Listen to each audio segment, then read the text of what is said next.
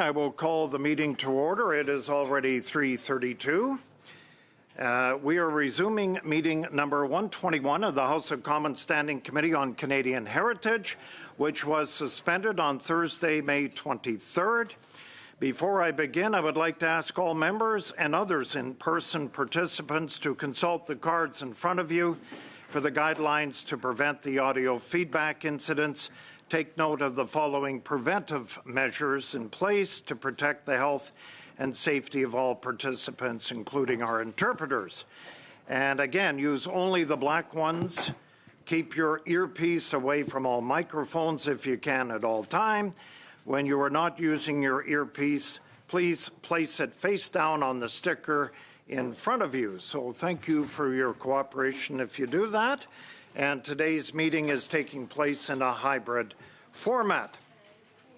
Now, resuming meeting 121, because the meeting was actually suspended during clause-by-clause consideration of Bill C-316, the committee would resume debate where it left off. However, the minister is in front of us here and available for the main estimates for 2024-25 during the first hour. So I am going to propose that we have the minister here for the first hour, and then we'll continue the second hour if we can for C-316. Okay, I would like now to welcome our witnesses. Yes? Mr. Chair, I don't believe that that's the understanding. I believe we've got the officials coming for the second hour. No, we've always had the minister for the first hour. Correct, and the officials for the second hour. Yeah. Right, so I understood that you said 316 for the second hour. No, I proposed the minister who agreed to come for the first hour weeks ago and is here now for the first hour. We also have two from the Canadian Heritage Department, and then we'll go into 316 for the second hour with, we'll have with us Blair and Flavie for that second hour. Okay? Monsieur le Président. So we do have the minister. Thank you, Honourable Pascal St-Onge. Oh, okay, Mr. Shampoo. Monsieur le Président, j'entends de mon collègue, Monsieur Nour Mohamed, qu'il y a une confusion peut-être dans le programme de la deuxième heure, puis j'entends sa préoccupation, Monsieur le Président. Il y a effectivement une urgence qu'on règle C-316. On est en plein dans l'article par article du projet de loi, puis on doit le terminer parce qu'on a d'autres choses à faire avant la fin de la session. Je proposerais... Point of order. I'm not getting any translation. I apologize for interrupting you. Non, j'apprécie, Michael, que... Thank you, Michael, for paying attention. The interpreter would like to apologize. She was on the wrong channel. On puisse comprendre l'interprétation.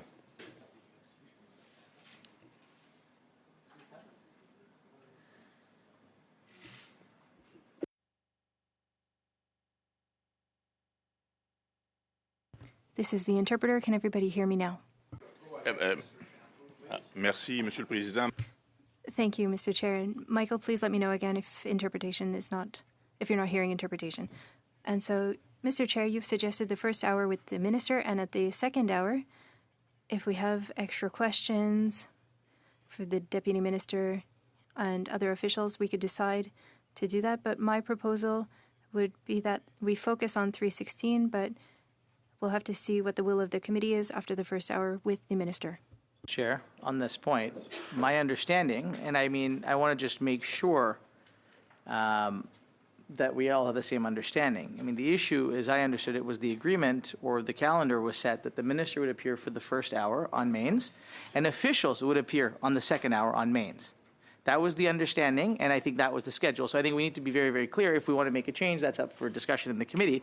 But that was indeed what the discussion was. I'm not saying I'm opposed to it. I just want to be very clear on what the calendar was, and to ensure that we are doing the thing that we said we were going to do. And if we end up in a situation where after the minister is done in the first hour, that we don't then end up in a situation where people are saying, oh, we didn't have time with the officials to answer questions about mains because we decided to go to something else. So we've had a lot of this going back and forth in the committee. I just want to make sure that we're crystal clear about what we're doing and that everybody's on board with what we're doing before we go down a path.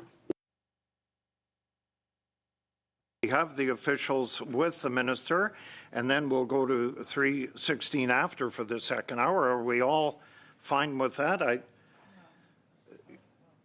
I think what Mr. Noor Mohammed was referring to, we had 2 hours set aside for the main estimates.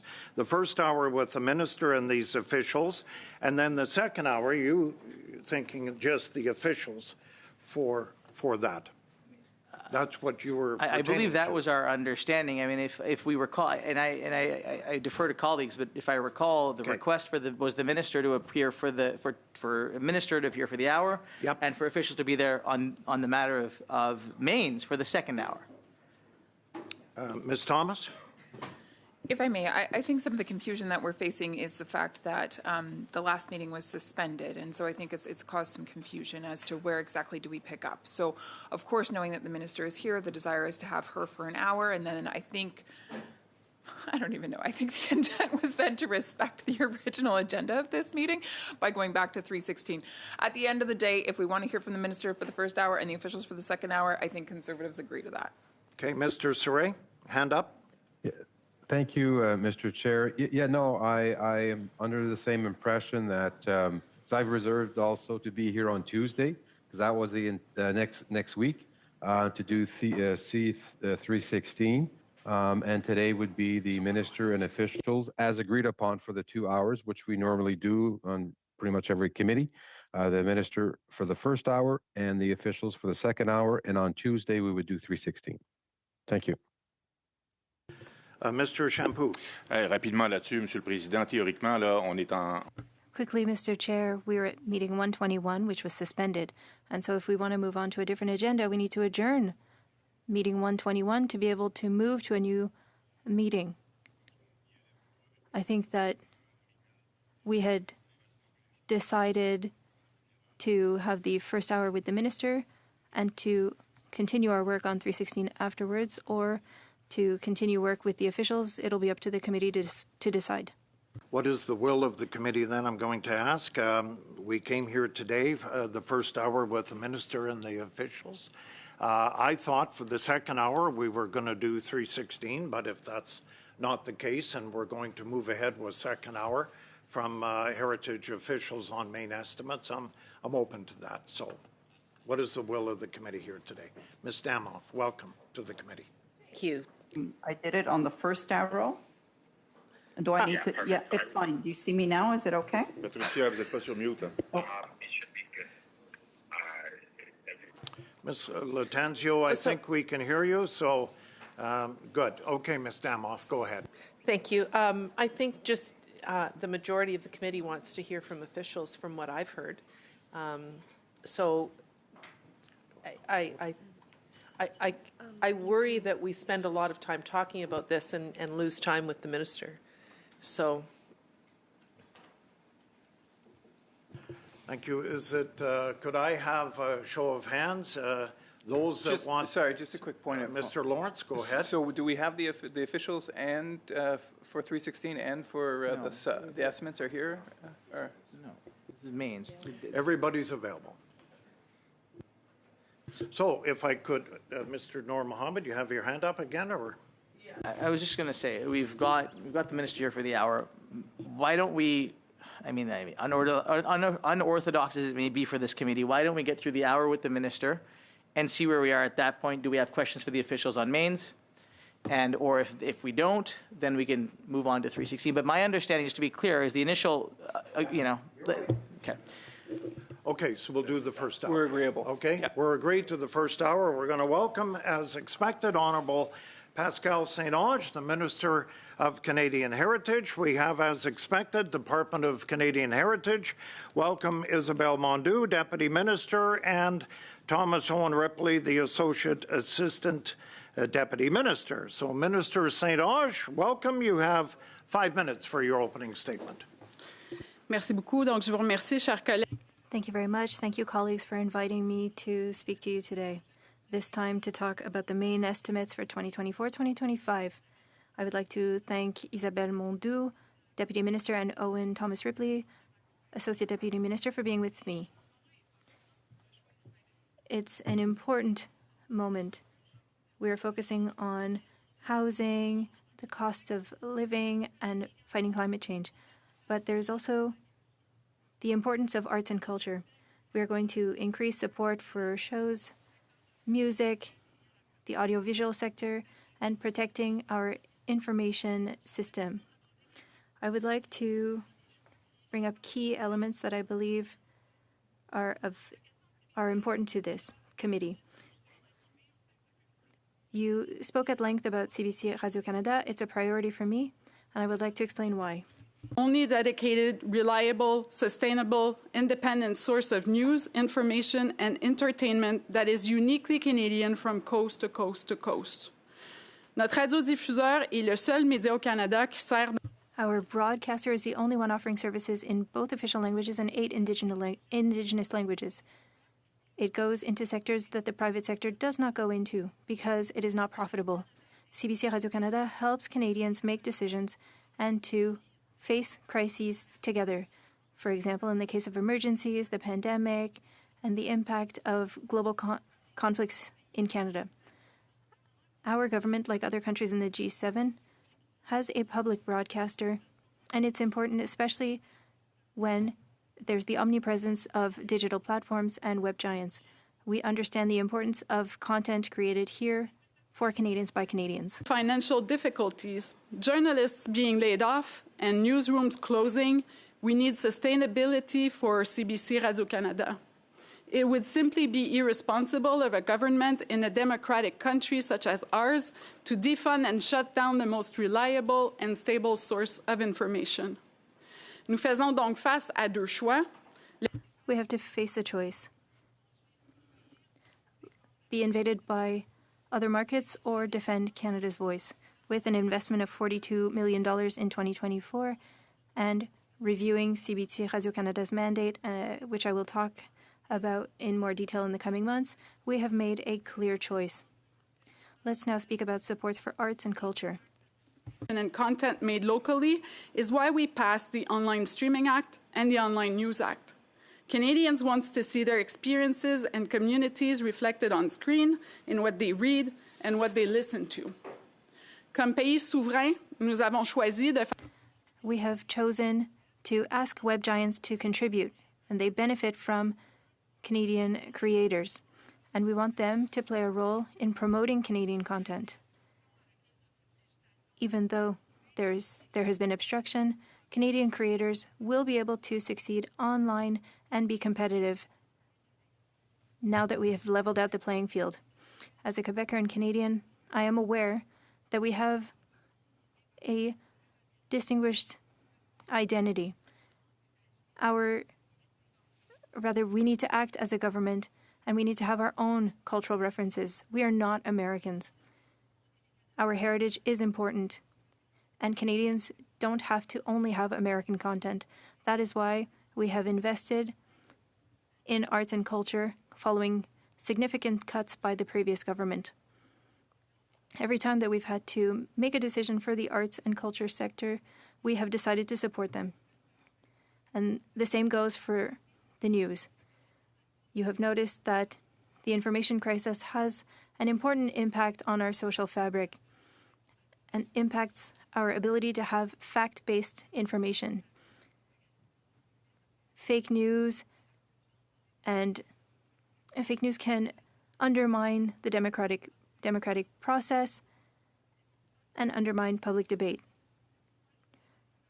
Local journalism that is independent is even more important than ever. Journalism initiative in Budget 2024, and thanks to the passage of our Online News Act, Google will soon pay nearly $500 million over 5 years to news organizations for their work. Alors que nos écosystèmes culturels et d'information. There are significant changes, but it is our responsibility to defend access to information for Canadians and everything that helps us with our identity. In 2023, culture represented over $63 billion of our GDP and supported thousands of jobs in the country. The opening round, Conservatives lead it off. 6 minutes. Ms. Thomas. Thank you. Minister, as you know, the CBC falls under your portfolio. It's taxpayer funded. Therefore deserving the utmost transparency with regards to how those tax dollars are being used. We had the CBC CEO, Catherine Tate, here at committee just a few weeks ago, And when I asked her about executive bonuses for 23-24 and whether or not they had been given out and how much, she said that they had not been given out, that no bonuses had been granted. However, based on an official report tabled with the House of Commons just in the last little bit, it shows that actually the bonuses have been given out for that year, and it's to the tune of $15 million to the top executives. It works out that an average executive bonus then given to the CBC for 23-24 was $65,000. That's a one-time bonus for the year. On average, $65,000. That's more than the average Canadian makes in a salary.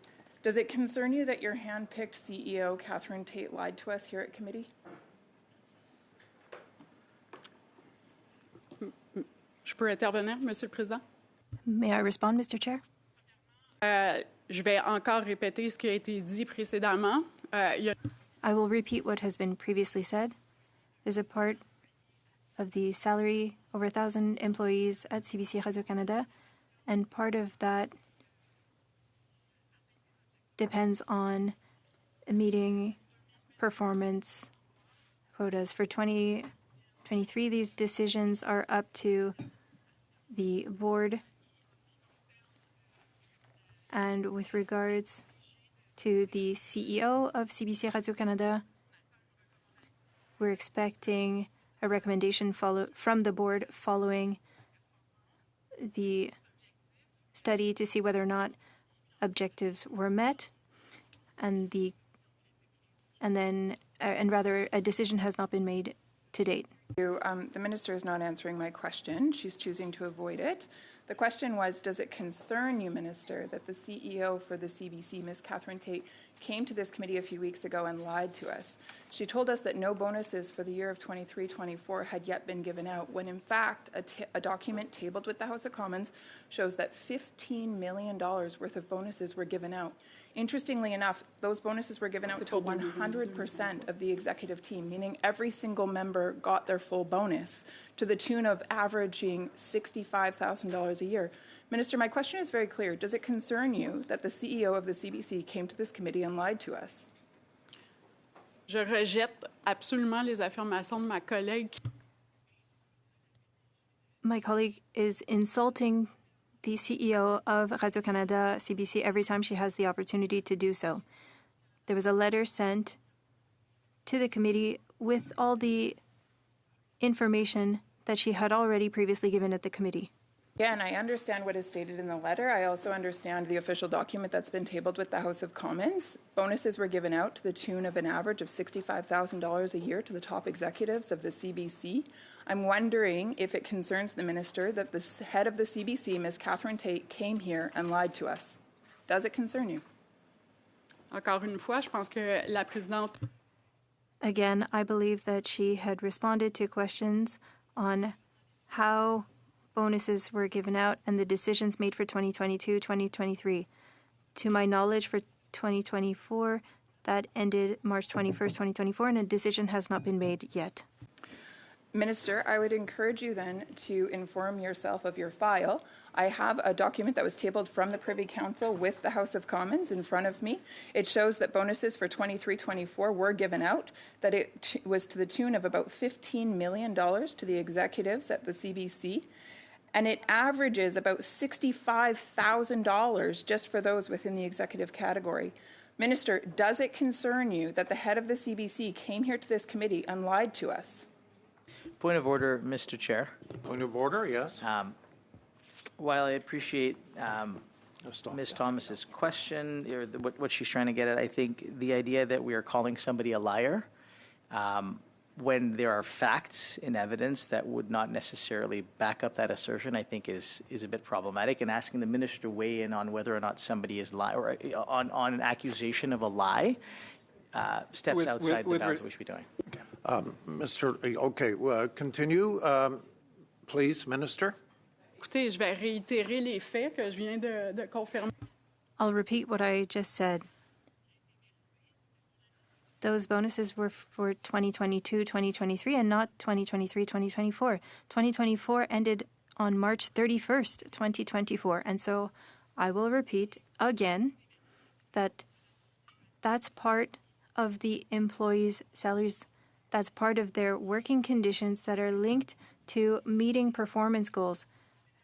And they do assessments. And when the Harper government arrived in power, can I finish my answer? 1 minute left, Ms. Thomas. Point of order. Okay, Ms. O'Connell, welcome. In committee, it is customary that the minister or the witness is given the same amount of time to answer the question as asked and not to be interrupted. I think the Conservatives are having a bit of a tough math day and maybe didn't want to hear that, but Well, it's that's important debate. that we respect Okay. the rules of this committee. Ms. Thomas, go ahead with your question. I think you Chair, have, what, actually, a minute left? Chair, I do 50. have a point of order, though. Point of order, Ms. Damoff. Just this morning at the PROC committee, we had the Translation Bureau there, and they were talking about injuries to the translators. And one of the issues is when there's more than one person speaking at the same time. It's extremely difficult and harmful for the translators. Okay, Thank you. We'll move on. Ms. Thomas, you have exactly 59 seconds left. Minister, I will make sure that I make that document public so that you can see that it is for the year 23-24. Ms. Tate says that she deserves a bonus, but here's the case. CBC, trust is down, viewership is down, revenue is down. In your opinion, does the CBC CEO, Catherine Tate, deserve a bonus?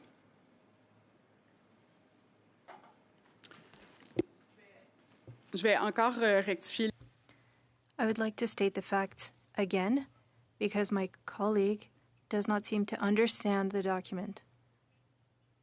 These performance bonuses that were given out to over 1,000 employees, that's part of their salary for 2024. That was for the year 2023. I just would. The question was, does the CBC CEO, Catherine Tate, deserve a bonus when viewership is down, trust is down, and revenue is down? Her performance has been abysmal. Does she deserve a bonus? Bon, alors, quand on veut tuer un chien, If we want to put down a dog, we accuse it of having rabies. So let me state the facts. There are many people who use the CBC website, 17 million. I'm sorry, we'll go to the Liberals for 6 minutes. Ms. Latanzio, I have you on the list here.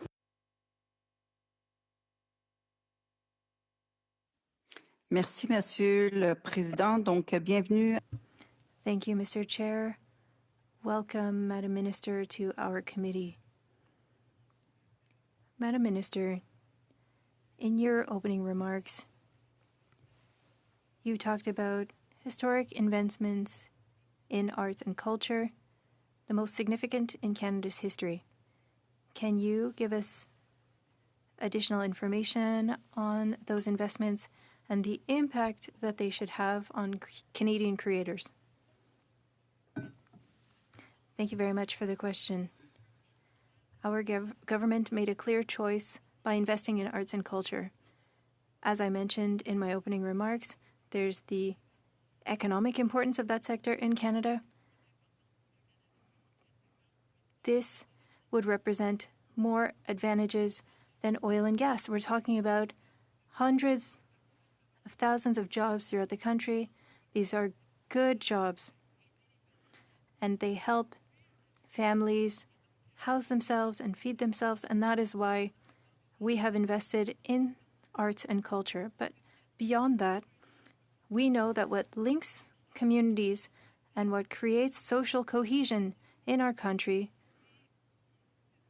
well, that's stories. That's what we tell ourselves and what we tell other people. And it's essential in a democratic country to have, yes, information and news, but also to have a strong cultural sector that allows communities to come together and to share who they are.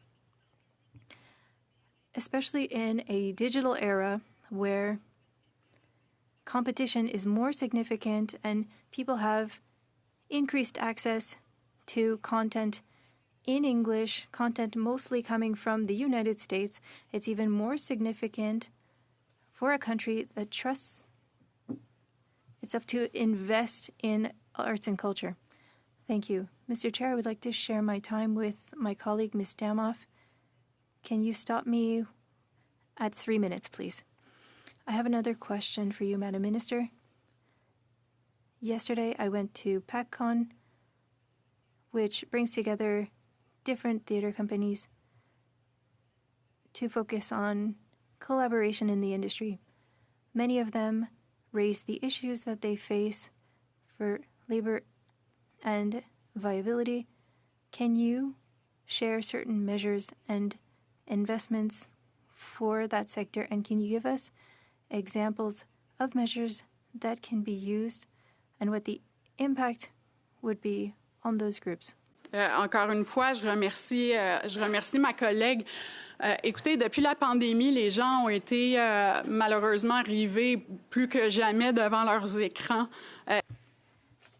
Since the pandemic, there have been more and more people online, and arts, theater, festivals, music, they have all been impacted. Just to share certain investments, and I'm not talking about all the investments made during the pandemic to support these sectors that had basically closed down. So $32 million for music that would help artists organize shows throughout Canada and create new musical universes. And we also invested over $31 million over 2 years to support small and big festivals throughout the country. We know that these are ways for people to get together and it's a way for creators to be discovered, and it brings people into a physical space and gets people away from their screens. These are some of the choices that we made to support theater, music, and festivals. You're at 2 minutes left. Mr. Chairman, I had indicated that I I know. would share my time. So of my 3 minutes, I have 2 minutes left? Is Yeah. that what you're telling me? I am. Okay.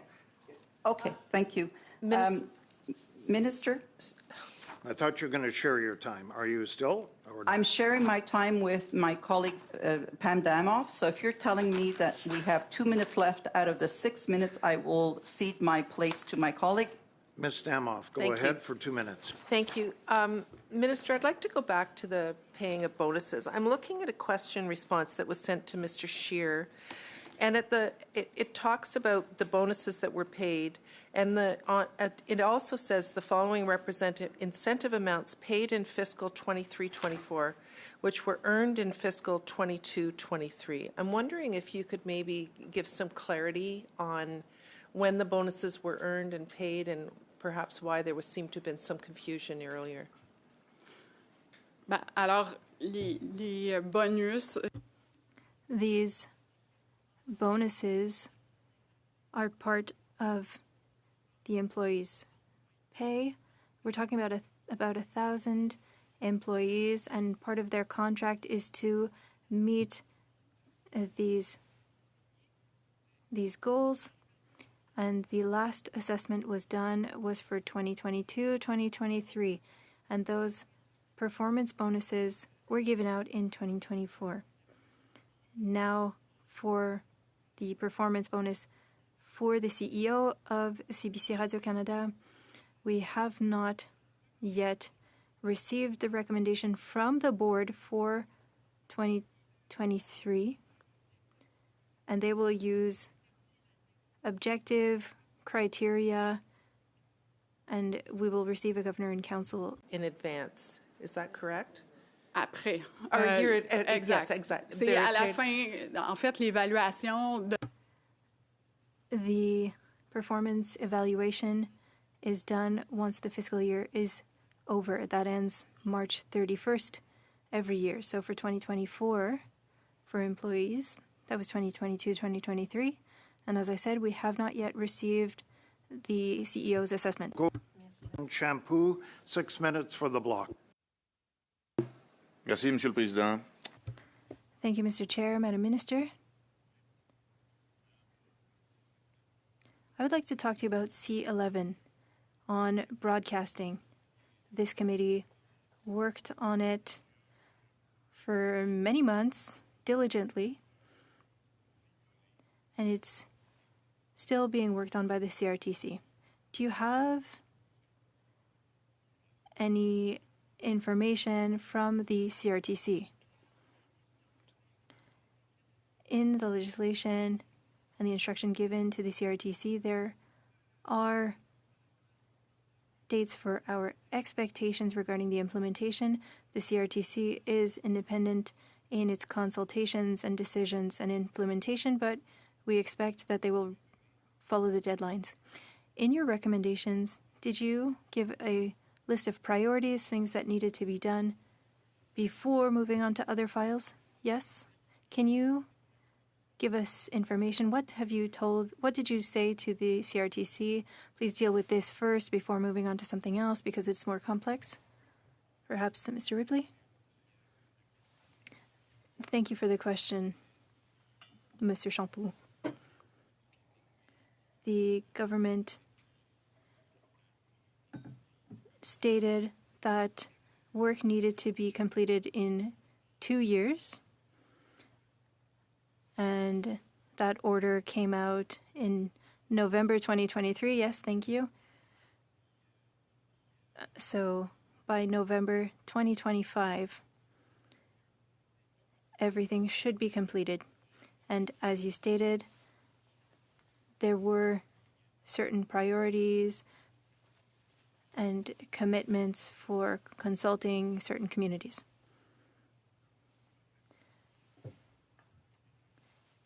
In everything that we've done while studying C11, I believe that what we heard from most witnesses from the cultures and broadcasting industries was that web giants needed to pay their fair part for the content that they use, and in order to create content that respects our criteria.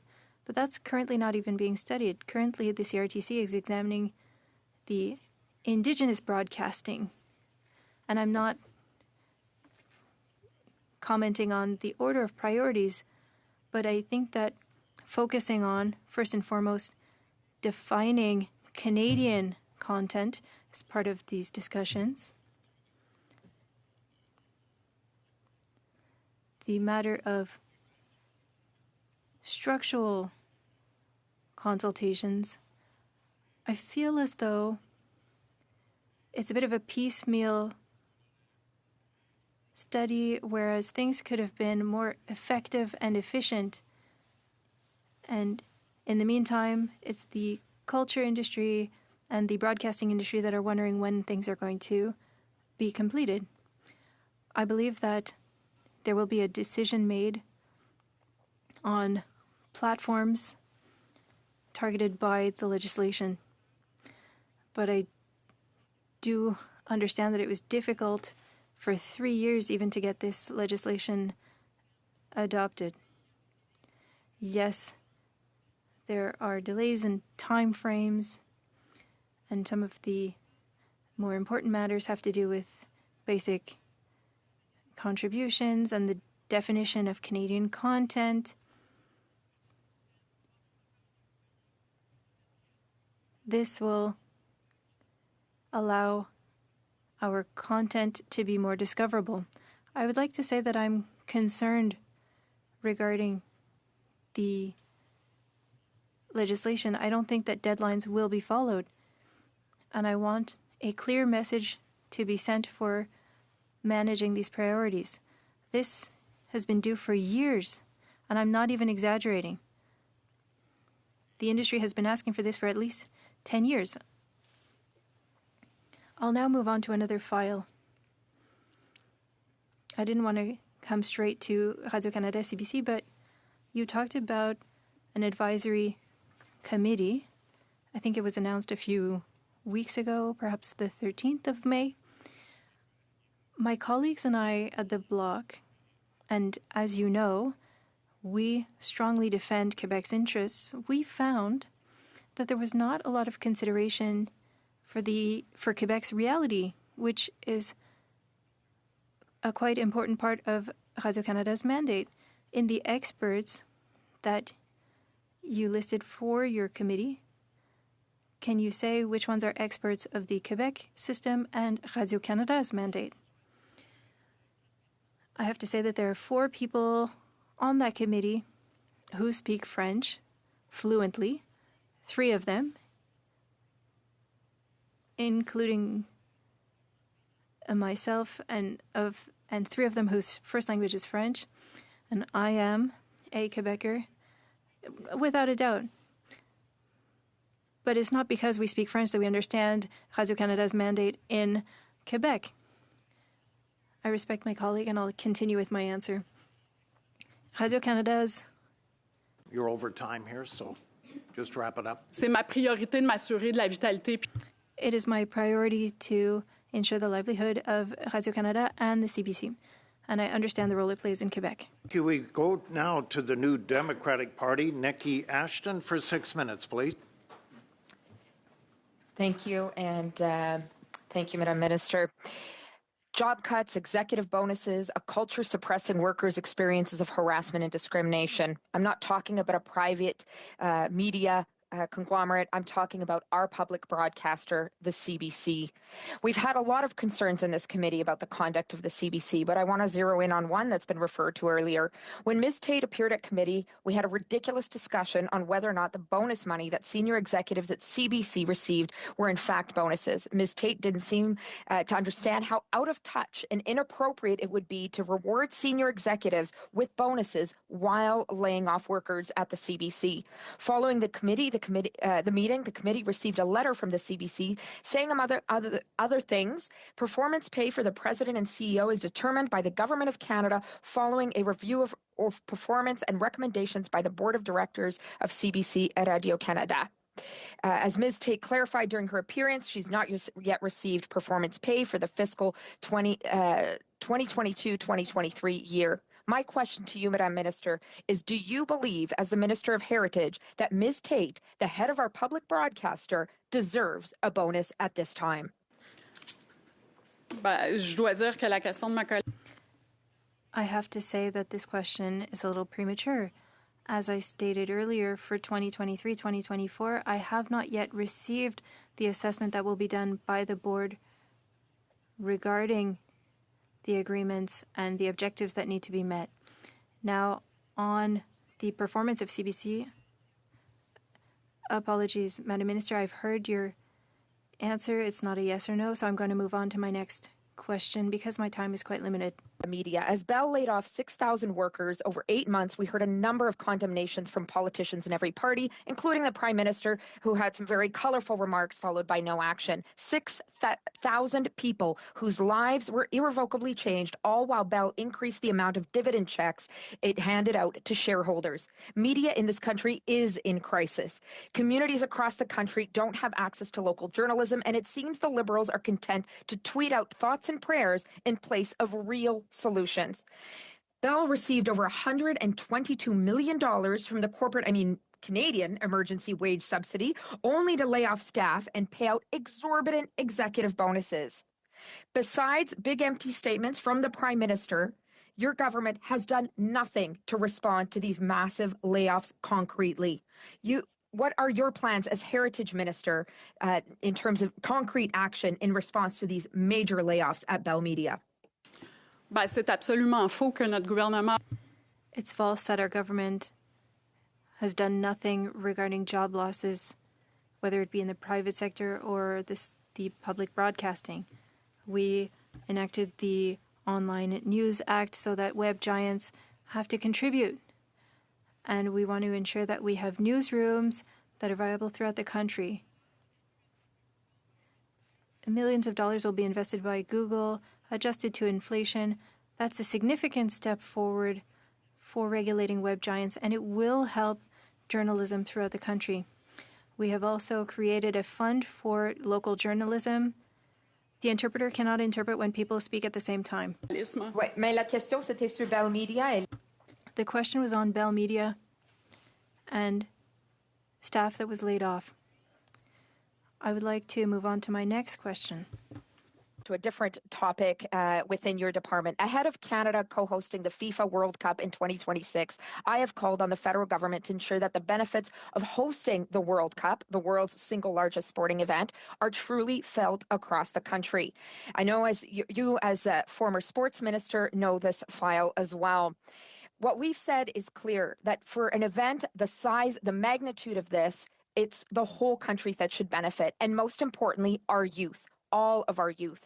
Soccer is the fastest growing sport in Canada, and for many in communities like the ones I represent, soccer saves lives. We've called for partnerships with youth in Northern and Indigenous communities like Apasquiat Cree Nation, Moose Lake Cree Nation, Flin Flon, and many others. But we've heard and seen nothing from this federal government until the over $200 million that were given to Toronto and Vancouver in the lead up to the World Cup.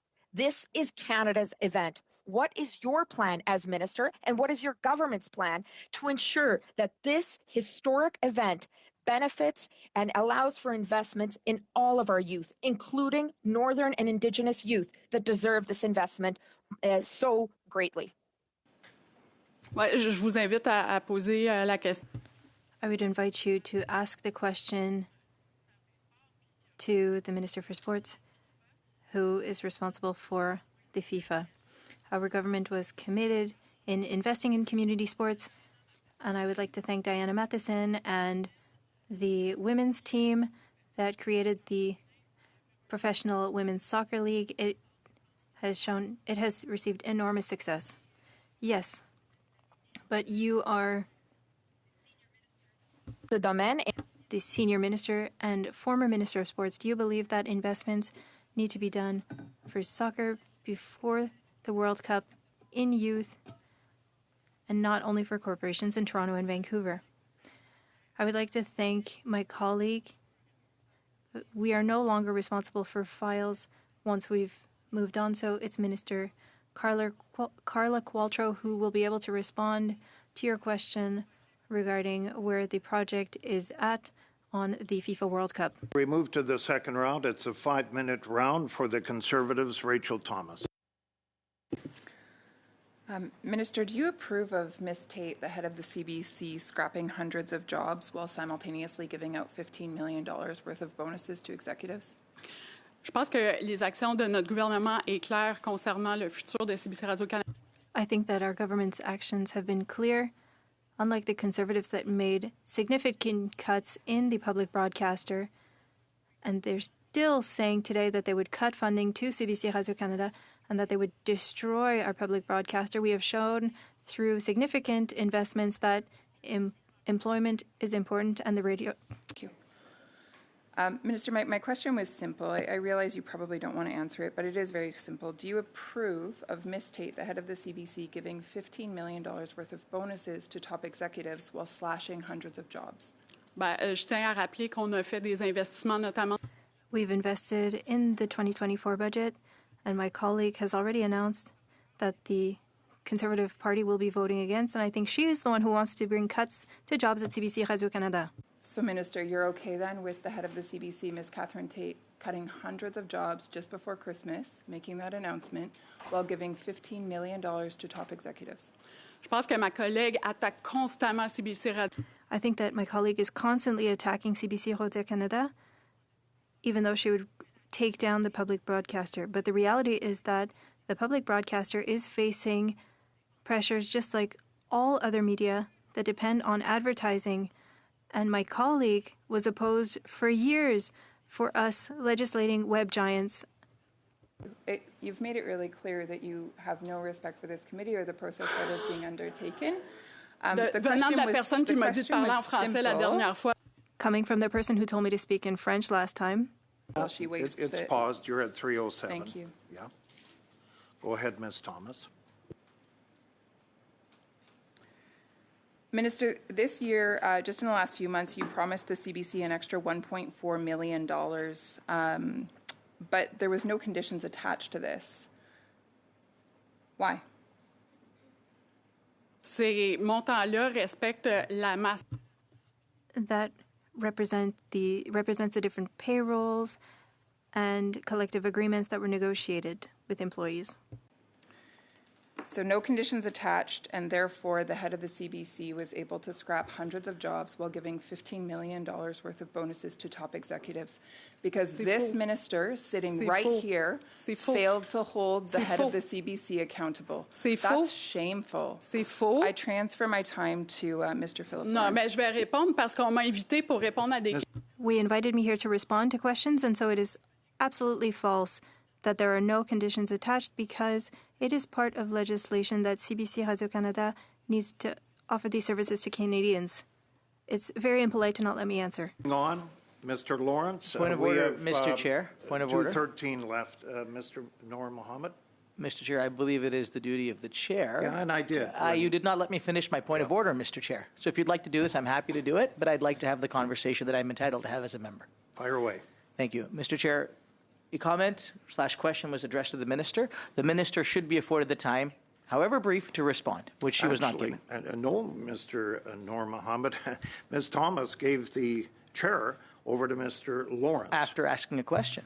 Didn't really ask a question. In my interpretation, it was a comment, then it was to Mr. Lawrence. So, is that how the chair is going to operate going forward, just so we're clear? Yeah. In Mr. a Lawrence, fashion. go Thank ahead for 2 minutes and 13 seconds. Thank you, Minister, and thank you for being here today. On May 13th, 2024, you announced the appointment of an advisory committee to help you in making future decisions about the CBC and help determine the future. I think we would both agree that there can be partisanship in these halls. You might have even seen some today. And so it's very important, though, that when we make decisions going forward about Radio-Canada and CBC, that it be nonpartisan. Would you agree with that presupposition? Le diffuseur public appartient d'abord et avant tout au gouvernement. The public broadcaster belongs to the government and not to a political party. And my decisions are based on Canadians' interests, regardless of their political allegiance. Thank you for that response. However, I'm a little bit challenged just looking at the individuals who are part of this, because I believe 4 of them are CHPC insiders. They had a large amount of time with the CBC, are deeply connected with the CBC, and 1 is actually a Trudeau scholar, of course, then bearing the name of the current Prime Minister, but named after his father. And so we see deep connections with Liberal insiders and with respect to the Trudeau family. And we've seen a history of this. Are you not concerned, as I am, about the partisanship of this advisory board? Ben, premièrement, c'est vous qui êtes en train de faire de la partisanerie autour du... You're the one who's making this partisan regarding the public broadcaster, not me. I find it interesting that my colleague is saying that there should have been, or rather that nobody who worked at CBC Radio-Canada should be a part of that when we're talking about a public broadcaster and we're talking about the importance of how it functions. I'm quite surprised. The committee is made up of experts with different backgrounds. My assumption, even stepping away a little bit from the partisanship stuff, is that you would want a fresh voice, and we've got a series of CBC insiders as well as a Trudeau scholar. That doesn't give you some pause, Minister? Ben, quand vous parlez de CBC insiders, encore... When you talk about CBC insiders, you're the ones making this partisan. This committee is here to help us to talk about things that are good for Canadians. We move for 5 minutes to Mr. Koto, Liberal Party. Go ahead, Michael. Thank you very much, Mr. Chair, and thank you, Minister, and to the officials for joining us here today. This discussion is a very important discussion about the future of just heritage in general in this country. Minister, you said that our Canadian heritage plays a huge role in keeping our country together and building a stronger country, and I believe that 100%. The CBC, and I'm always happy when we have CBC officials come in, because I always ask them questions about things like their budget and how they're using their money, but I also ask them about what they're doing for culture and what they're doing for independent thought, media, but also what they're doing to support young people and children in this country. And in Ontario, we have TVO, which is an incredible public broadcaster, and CBC. I'm a big supporter of both. And I just wanted to ask you, we see a lot more misinformation and disinformation. In fact, even, at this committee today, I heard that, there's a constant narrative that the viewership is gone down at CBC, but it was clear when officials came in, they talked about how it's grown in other areas. So maybe traditionally on, the way it's broadcast on cable, an antenna is different, but it's picked up on, how we use CBC on our phone, how we use it on the internet, how we use it with, with many different types of sources. In fact, every morning when I get up and halfway through the day and in the evening, I go to CBC Listen and I catch up on the latest news on demand. And, so I'm a user, but I may not sit down at 6 o'clock to watch the news when it's what's put forward. So my question to you is, how do obviously, with misinformation and disinformation taking place not only in Canada but around the world, how does our public broadcaster play a role in combating misinformation, disinformation?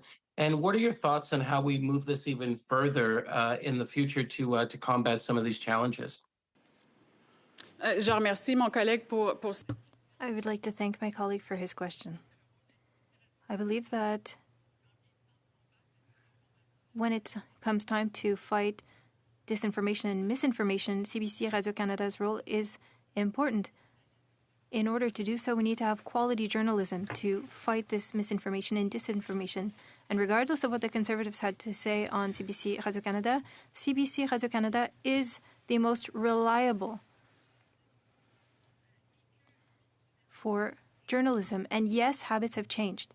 People aren't watching TV as much. There are more and more people who don't have cable. But CBC Radio-Canada, throughout its different platforms, is more popular than ever. And just to give you a few examples, every month, about half of the country use CBC Radio-Canada's web services. 17 million people who consult the website every month. 8 million people who use CBC's website per month. 10,000 downloads of podcasts per month. Millions of other uses of the apps and streaming. CBC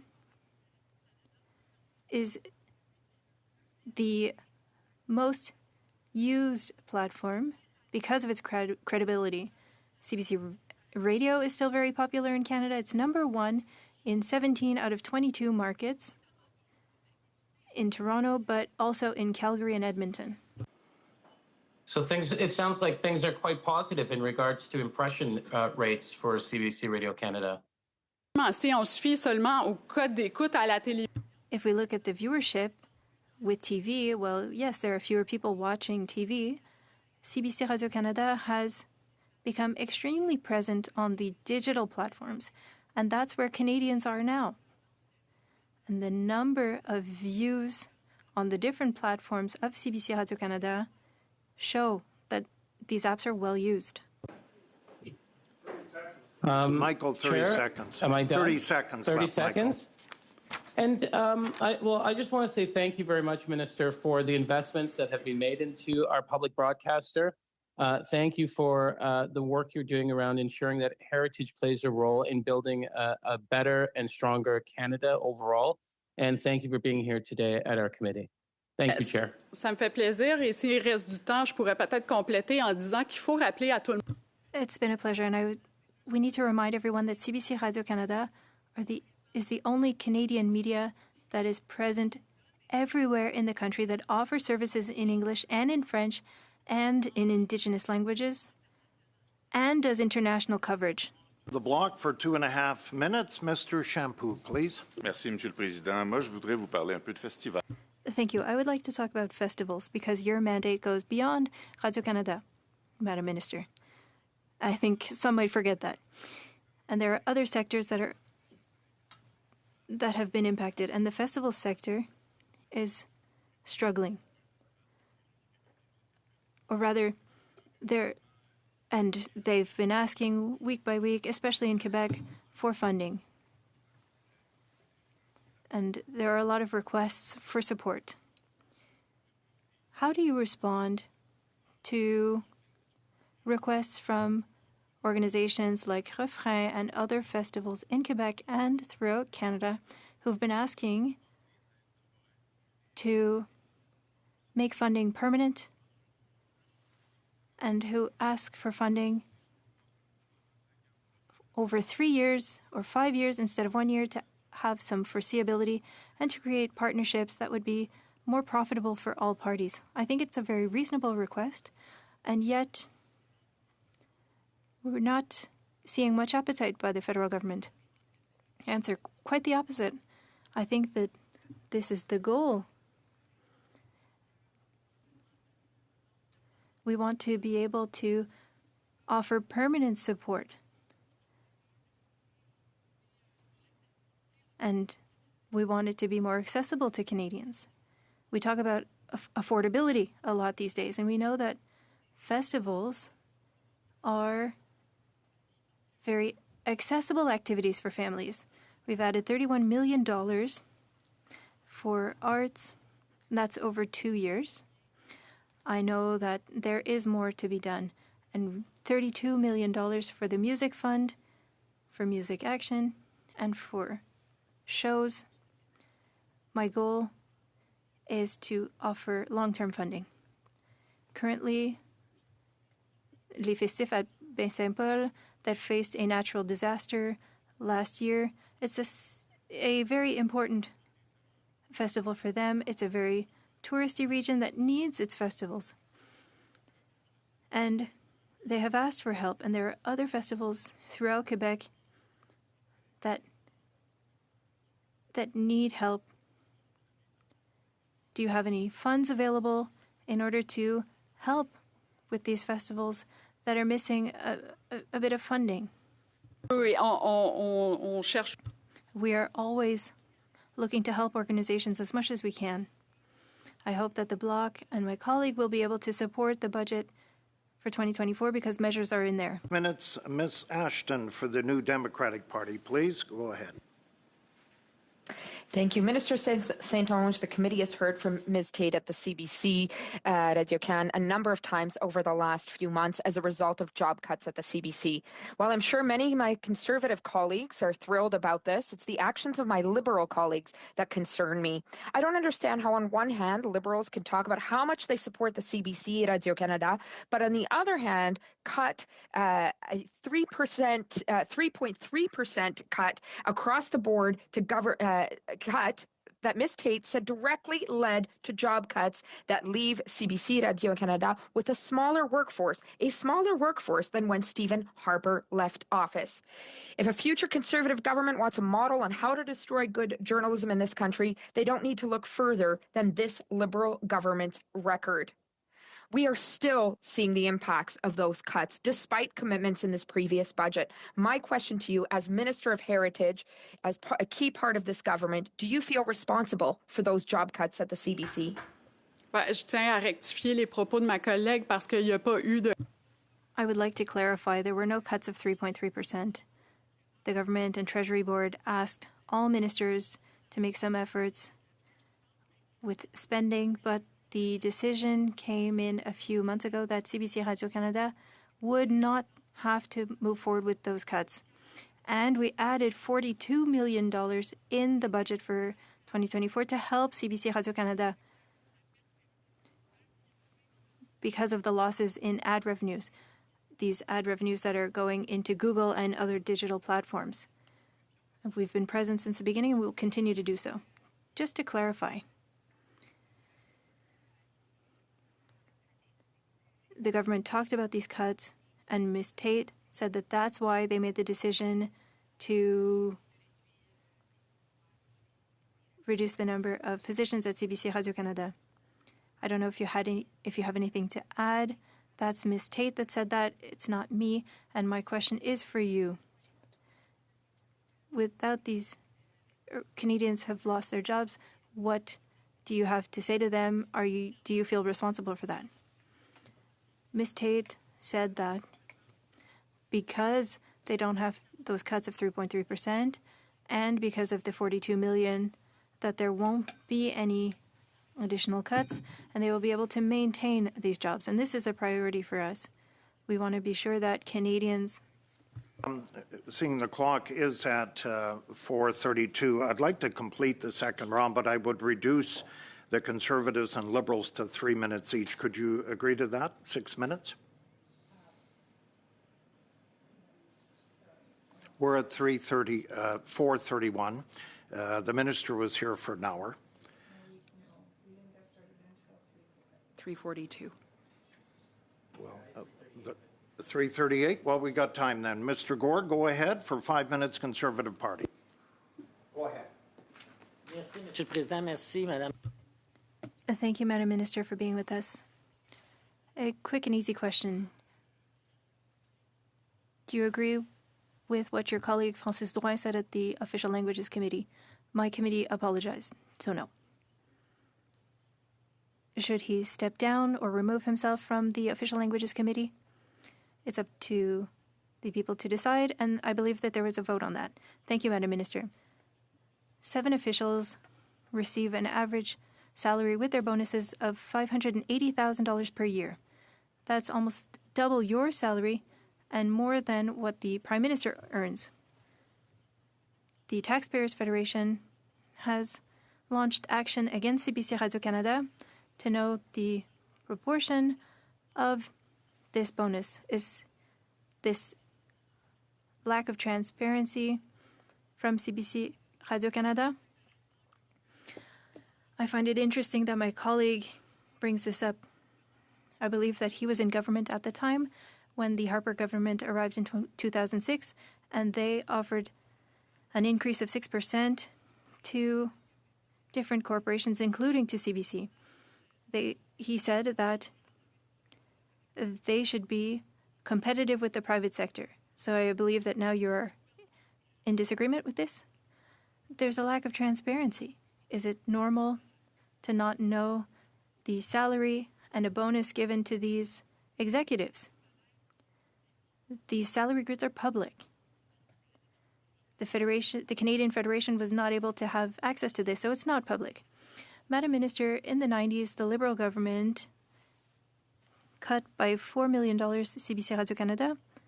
That represents about $750 million today. Does your government intend to do the same? We are currently working on CBC Radio-Canada's financial structure because they are facing the same issues as the private sector with the decrease of ad revenue. We are also looking at governance, transparency, accountability of the public broadcaster to ensure that there is a proper relationship with Canadians. And in 2024, in the era of disinformation and digital platforms, what is the role of a proper broadcaster to offer services to Canadians? Thank you, Madam Minister. Will you have the same courage as the Chrétien government to cut $400 million, which represents $750 million now? I stated that it is irresponsible for a government today when digital media has such an impact. It is irresponsible, and we're not going to do that. Can you tell us the list of contributions given to organizations, funding that was given? Can you share this with the committee? It is public and it is on the website. Madam Minister, Google, $100 million. Are we the first ones to have signed an agreement with Google? We're the first country to have a transparent agreement. The government that you represent, $178 million. Google put on the table $100 million. And so there were no negotiations. This shows that Google does not negotiate, that you either take it or leave it. In accepting $100 million, you've created an international precedent. I think it's interesting that my colleague is concerned by this because he did everything that he could to block the Online Streaming Act. This agreement is transparent. Are you not aware of the international precedent? This agreement is transparent, and we know how much the different platforms will be receiving and how much will be given to Canadian media, whereas that is not the case in any other countries. Inaudible. De plus, Madame la ministre, vous n'avez pas gagné un sou de plus que Google a offert à l'entente initiale. C'est très impoli. You are being very impolite. You're stating things. You're not allowing me to respond.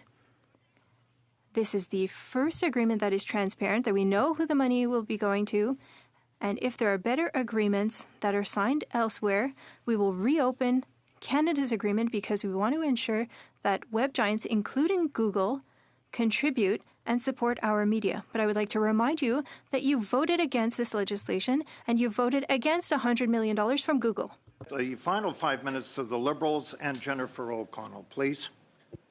Chair, thank you, Minister, for being here. That exchange was quite interesting, especially off the top when Mr. Gord referred to another member and the issues around speaking French. And using his same logic, he should have turned to his member next to him and suggest that Ms. Thomas resign after demanding you speak English at this very committee. The hypocrisy from Conservatives is quite interesting. He also mentioned the Liberals' record in the 90s and seemed to just glide right over the Conservatives' record, 10 years of darkness. Why do you think that is? Is it perhaps the embarrassment around Conservative cuts that have led to journalism cuts in communities like mine who really rely on local journalism as part of our democratic institutions?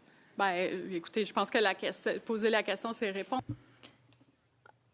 We saw under the Conservatives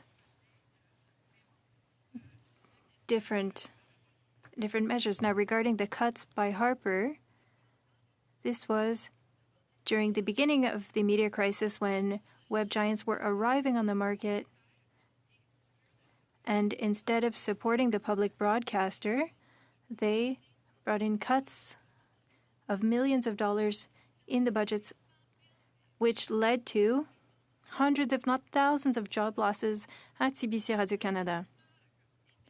So I find it interesting that they're asking questions today on the viability and on jobs, but I don't believe they're very credible. And I also find it interesting that the Conservatives spent nearly 11 minutes off the top talking about things that concern them, but it all stemmed from, I think, your words, villainizing the CBC, Radio-Canada, and all because, as we've seen in places like the U.S., Conservatives around the world, and certainly here, the MAGA Conservatives here, can't seem to take tough questions from independent journalists. Therefore, they'd rather replace it with people who really don't challenge them, don't ask them questions, and it's their hand-picked misinformation is the only way. Particularly ironic that they wouldn't even allow you the time. They ask you to come here. They want to ask you tough questions, but don't have the courage to actually let you answer. So I find that particularly interesting, and I'm deeply concerned, and I would like your opinion on this as well. By getting rid of independent journalists from across this country, what happens to our democratic institutions? What happens to countries where you have hand-picked propaganda machines that only prop up certain political parties instead of having true independent journalism in this country? La démocratie repose sur des pouvoirs et des contre... Democracy, on top of having the legal system, requires journalism for balance. And there are politicians who are not concerned by these job losses, even though in certain communities it's the only source of information that remains to tell them what's happening and to allow or to ensure accountability. Sometimes it's hard to answer journalists' questions, but it is a counterbalance to the government, and it allows Canadians to obtain facts and not only opinions and propaganda. interesting when members opposite can't take tough questions from journalists. I think we all saw that pretty tough video to watch of Ms. Thomas not even being able to answer if she supports the existence of Radio-Canada. It concerns me deeply, too, when politicians are now just on speaking points and repeat the same slogans over and over and over again. And it's not just at the federal level. I worry about local journalism in municipal elections, in provincial elections. What happens when we lose that journalism and replace it with talking points from one leader and just slogans after slogans and no action to actually save journalists in this country? On a vu dans des communautés qui ont perdu leur... We've seen communities lose their local journalists, and this had a direct impact when there are no journalists verifying municipal budgets. I don't know if you've been able to look at your municipal budget. Often we don't have the time to do it.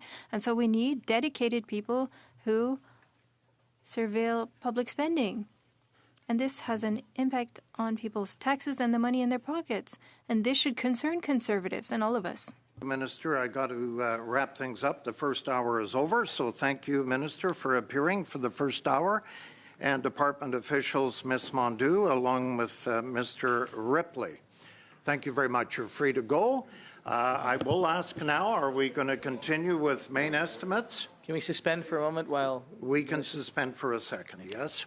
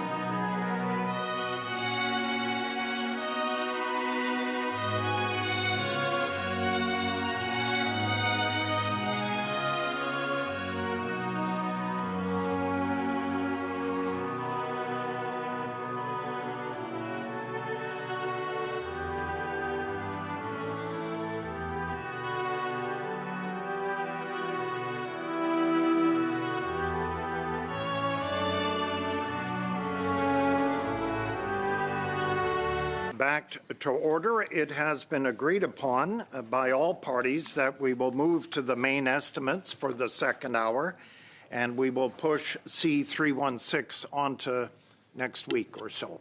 So the procedure is we will have 6 minutes of questioning. We welcome David Denduven, the Assistant Deputy Minister. Thank you for joining us, along with Joelle Montagny, Senior Assistant Deputy Minister, along with Mr. Ripley, who stayed, and Ms. Mondu. Thank you to department officials. Thank you, everyone, agreeing to the main estimates for the second hour. So we will go to a 6-minute round of questioning. We'll start with the Conservatives. Ms. Thomas. Perfect. Thank you so much. I'm just curious. There's been a multimedia panel a panel of experts, 7 multimedia experts that has been put together with regards to the CBC. Anything that I've read says that they were appointed by the Heritage Minister. I'm just curious as to what criteria were used for their selection.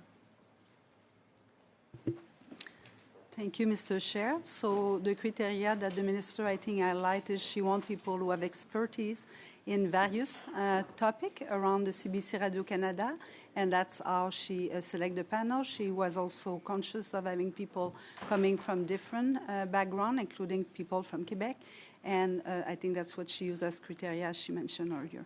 Okay. And is that criteria written anywhere where it could be read? Thank you, Mr. Chair. The term of reference are public, and they highlight the kind of expertise and the kind of review mandate, and we would be happy to share that with you. Perfect. And the committee. Perfect. Thank you. If you could send that to the committee clerk, that would be great. Absolutely. Thank you. I pass my time to Mr. Lawrence. Thank you very much. And my questions will focus around the journalism labor tax credit. Budget 2024 announced the increasing of the yearly limit on labor costs under Canadian journalism labor tax credit from $55,000 to $85,000 per eligible employee, and temporarily increasing the tax credit from 25% to 35%. What is the rationale for limiting the increased credit for a 4-year period? So I'm afraid to say that it's a question for our colleague at the Department of Finance who are responsible for taxation. Thank you, Mr. Chair. Okay. Does the government believe that the financial difficulties of the Canadian journalism organizations will improve after that period? Sorry, Mr. Chair, I missed the end of your question. I apologize. Je m'excuse. Because it's a 4-year period, and I understand that you didn't want to answer the first question, that's fine. But is it because does your department believe that the ills that are currently affecting Canadian journalism will be cured after 4 years? Or we're just curious as that. Mr. Chair, I cannot speculate as to how my colleague at Finance decide on 4 years, but they often take policy on different horizons, so maybe a good question for them to ask why 4 years in particular. Okay. Who appoints or who decides which journalists benefit from this benefit? Who qualifies a journalist organization? So there was a process that was established at the time the tax credit was created a couple of years ago, and it's an independent committee at the Canada Revenue Agency, but it's an independent member that are applying a definition that has been established and is defining who is a journalist. So that process has been in place for a couple of years. Thank you. And who appoints this panel? Again, it's not under my responsibility. It's really the Canada Revenue Agency, so you may want to ask them that question. Okay. Do you know if information with respect to the panel is publicly available? I can certainly inquire, and we can follow up with the committee. Thank you very much. Do you know what the cost of the tax expenditure is of the credit? My understanding is that Finance may have this information. I certainly don't have. Okay. So again, maybe a good question to ask them. Okay. A little surprised there because the estimates are supposed to be about finances, and I thought that you would be respectfully would have some of this information, but as long as you're willing to provide it to the committee, that is fine. So we'll have to wait for another day to find out who appoints this panel and who's on this panel, and I'm very interested in that information going forward. That's all the questions I have. If I may, Mr. Chair, I just want to be clear that the main estimate that we're discussing today are the one for Canadian Heritage and not the one for the Department of Finance. Thank you very much. Okay, Still 125 well, left. I have one more follow-up. I'm curious Okay. to this now. So, but the estimates do cover the financing of the Heritage Department, right, or no? They do, but the tax credit is not within our portfolio. It is within the Department of Finance. Okay, so the independent panel is a creature of that reviews who is a journalist and who's not, is a creature of the CRA. So how it's working in taxation is that the Department of Finance established the policy, and then the enforcement or the application is done by the Canada Revenue Agency. So in that case, Finance adopted the policy, which was the tax credit that you referred to, and then it's applied and implemented by the Revenue Agency as any other tax measure. Okay, thank you. Thank you. We move to the Liberals for 6 minutes. Mr. Noor Mohammed, go ahead. Thank you, Mr. Chair, and thank you for being with us. One of the overlooked elements of what the Department of Canadian Heritage does is the promotion of the cultural sector.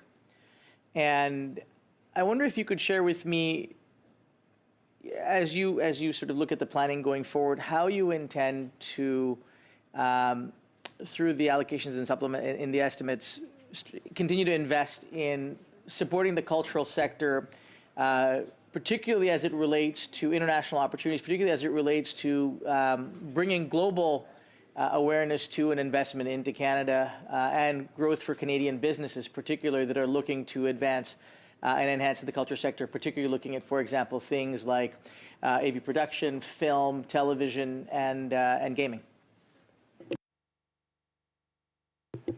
Thank you very much for the question. So yes, so this is a very, very important aspect of what we do at Canadian Heritage, is not only looking at growing or supporting the cultural industries from a domestic point of view, but of course as well so that they can be successful abroad, and of course generating revenues by selling their work internationally. So we have the creative export strategy, which was renewed. Now we have a program that's been in place for a number of years.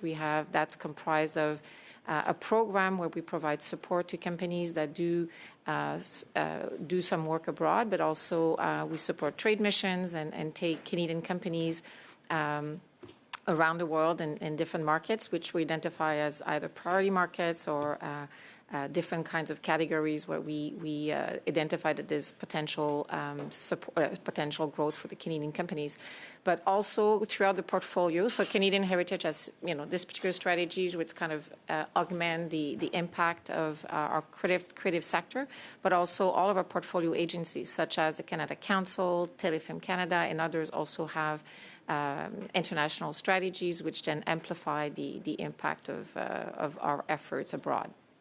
One of the concerns, obviously, Canadians, or one of the questions Canadians always ask is, what is the return on the investments of their dollars? And you've mentioned a creative export strategy. You've mentioned trade missions. How do you measure the return on that investment? And when you talk in real dollar terms, what are some examples that you could give us of why those are good investments and what the return on that investment actually looks like for Canadian companies? Yes. Thank you, Chloe. Sorry. Yes, we do. We do have very detailed measurements of the return on investment. For instance, on these trade missions, so we select companies that have demonstrated that have forecast to be able to sell their work abroad, and then we do measure at the end of each trade mission the actual return on investment for these events. Unfortunately, I don't have in front of me today, kind of the latest data for the trade missions, whether it was the recent one in South Korea, Last fall, we were also in Japan, and then prior to this, it was New Zealand and Australia. So, but I would be happy to provide the committee with this information. That would be great. And just for avoidance of doubt, it's a positive return on investment? Yes. Okay, yes. just to make sure that there is no misapprehension about the fact that there is a positive return on that investment. Yes, there is. Just digging a little bit into the creative export strategy, if we could. Canada is not the biggest player by any means, but we tend to punch up. A lot of the Canadian companies tend to punch above our weight. How has this program actually had a positive impact in terms of the growth of Canadian business? And can you give some examples, if you could? Because one of the things that I worry about is that these are things that we don't often talk about, and our easiest things for people to say, oh, it's a junket, it's a trip abroad, or it's investing in companies, and we don't really see a return. Can you give us some examples of what that actually looks like on the ground? Where in the country we're seeing those returns, and or what that sort of manifests itself as? Thank you for the question. So when we do these trade missions, we select either certain types of subsectors of our creative sector. So it could be we can focus on gaming or audiovisual, and then we will have business that are oriented toward these sectors, and we match them with others. And sometimes it's performing arts, and it can be the whole range of creative sectors. So what we've seen is for instance, if it's a performing arts, we will see companies that will then come back and have made arrangements for touring for the companies. So and then we've seen tremendous successes on the gaming and interactive digital media, which are markets which are extremely interesting for Canadian companies abroad. Our talent is recognized, and so we've seen these companies coming back with tangible deals with new partners that they've made around the world. Thank you, Mr. How much time? 25 seconds. Okay, well, it's not enough time for questions, so I will return that time back to you. Okay, thank you. 6 minutes for the Bloc Party. Mr. Champu, please. 6 minutes 25, vous voulez dire, parce que mon ami Talib m'a...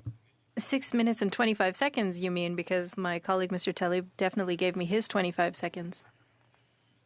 Thank you for being with us. I would like to come back to this matter of exports. I find it interesting.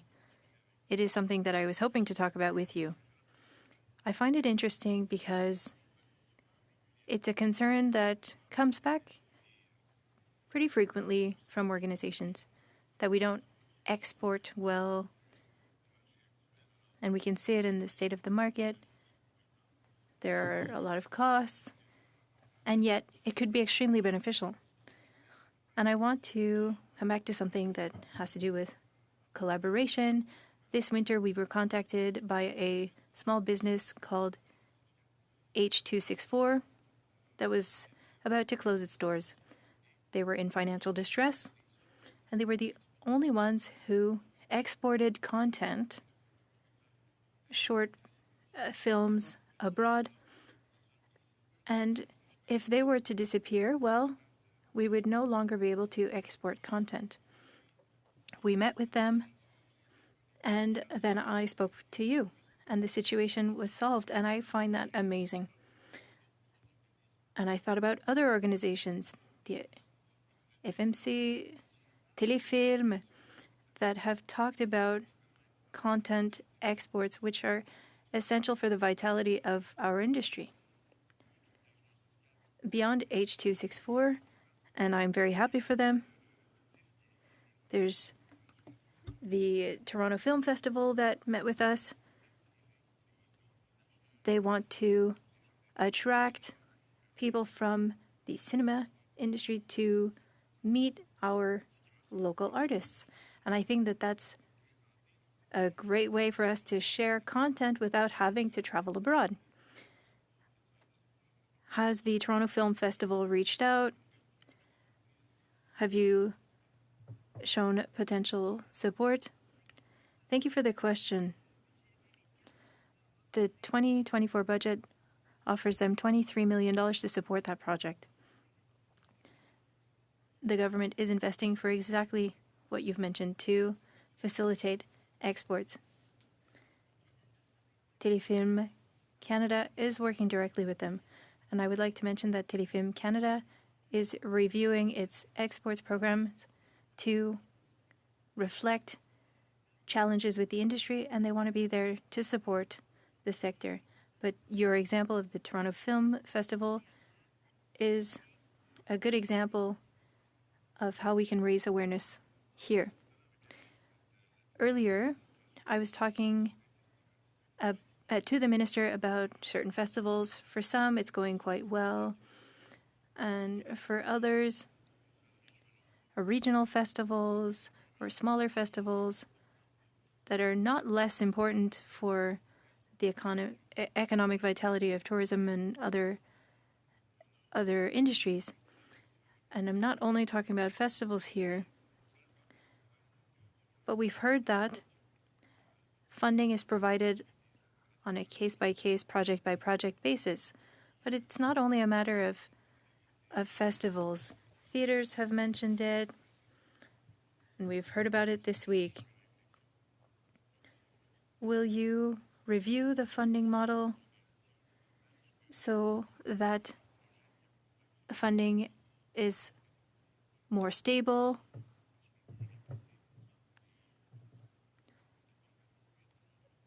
Because often what's produced is not necessarily of a high quality. Have you thought about this at all? Thank you very much for the question. We've heard the comments, and I was at a provincial territorial meeting, and they've asked a lot of questions because a lot of the programs in Canada support the different projects and not operational funds. The challenge is that we want to support viable industries, and so we need to review the business model. Viewers are very different, things are more unforeseeable, and there are a lot of small organizations that have their own finance director, somebody who manages finance, and that's very heavy for them. And so we're working closely with them, but also with the Arts Council, and I work with my provincial counterparts because this is important for us, and we are concerned when sectors are struggling. Last question. I have about 40 seconds left. I will try to answer or ask it quickly. There are representatives from museums that are on the Hill. We're talking about legislation on museums that has not been updated since the 90s. When will we be able to see this implementation? When we'll be able to review the funding model for museums? Thank you for the question. This is in the minister's mandate letter, and we've been working to consult with museums, and we're hearing, of course, base funding, reconciliation, and we published a report following these consultations a few months ago, and we are currently working on developing a policy, and I hope that we will be able to finalize all of that in the coming months. In the next budget, perhaps? Perhaps. Thank you. Now to the New Democratic Party, Nikki Ashton. Thank you. I want to speak about programming through heritage. I'm very proud of NDP pressure that we put on to oppose the cuts the Liberals planned for Indigenous services at a time when the infrastructure gap in First Nations is $349.2 billion, something that we see in communities here in our part of the country very clearly. It's inconceivable that the Liberals thought it was a good idea to cut funding for the services Indigenous peoples, Indigenous communities rely on. We were clear, and thankfully these cuts were reversed for the most part. I also know that Liberals, like Conservatives, are always looking to underfund First Nations. And I couldn't help but notice that in the main estimates, there's been a forecast of a decrease of almost $100 million for the Indigenous Languages and Culture program compared to the previous year. I represent part of the country, I have the privilege of representing part of the country where it is a constant struggle to support Indigenous language education. Can you, as officials in Heritage Canada, explain what was the logic in giving almost $100 million less than a year ago for the protection of Indigenous languages when we know to what extent many of them are under serious threat? Thank you for the question, Mr. Chair. So I will say the first point is Indigenous language is indeed extremely important. We have adopted the legislation to protect language, so we are very much aware, to your point, of the importance of it. The work that has been done over the last 3 years since the adoption of the bill, I think now it's a bit more than 3 actually, is to work with the Métis, the Inuit, and the First Nation to develop a funding model. And we have been successful to do that, and we have done it in co-development. The budget 2024, what it has done, it has stabilized the funding on the long term. It's now ongoing, but I will recognize, and I think the minister, if she was there, would recognize that more need to be done in investment in the future, and I know she's committed to do so. Carrying on with a focus on heritage funding, I've seen that Heritage has committed over $15 million in new funding for the Multiculturalism and Anti-Racism program. Putting a stop to racism and hate in our country is critical. Anti-Semitism, Islamophobia, anti-Chinese racism, anti-Black racism, anti-Indigenous racism. Canadians, regardless of their background, should feel safe, and the federal government has a lot of work to do. However, what has shocked me about the anti-racism strategy is the government's steadfast refusal to acknowledge or define the racism experienced by Palestinians in Canada. I've heard from a number of advocates, stakeholders, and Palestinians who have spoken to officials in your government, who've communicated with your government, and who've heard clearly that the government is flat out refusing to include references to anti-Palestinian racism in the upcoming anti-racism strategy. At a time when Palestinians are seeing horrific images of their loved ones being brutalized and killed in Rafah, an ongoing genocide, Palestinian Canadians are experiencing an increase in hate in our country. My question is, why is the department unwilling to include references to anti-Palestinian racism in the upcoming anti-racism strategy? Calling on anti-Palestinian racism and making it part of the strategy is being part of the solution. Doing otherwise is being part of the problem. Thank you for the question, Mr. Chair. So there was a first anti-racism strategy that was adopted in 2019. You are absolutely right that the budget 2024 is giving more money for the next anti-racism strategy, but the government has not announced it again, this new strategy, so I cannot announce what will be or will not be in it because it hasn't been made public yet. Well, we are certainly waiting for that. And with that in mind, I would like to use my time to move a motion that we've already sent in to committee. Pursuant to Standing Order 108.2, the committee invite the Minister of Diversity, Inclusion, and Persons with Disabilities to appear for a period of 2 hours before June 19th, 2024, to answer questions related to its anti-racism strategy, particularly due to the increase of both anti-Palestinian racism and anti-Semitism since October 7th, 2024, and that the current anti-racism strategy has no definition or even reference to anti-Palestinian racism. Thank you, Ms. Ashton. I think everybody has that motion in front of them from last Thursday. Mr. Champoux.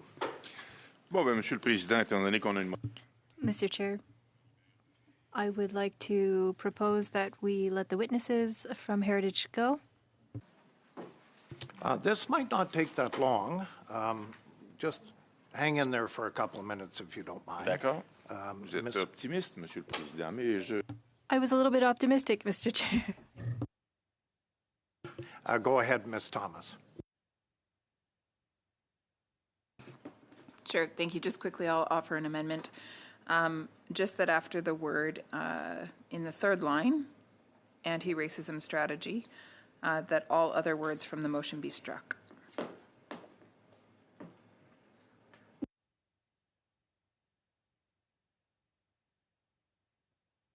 Any debate on this?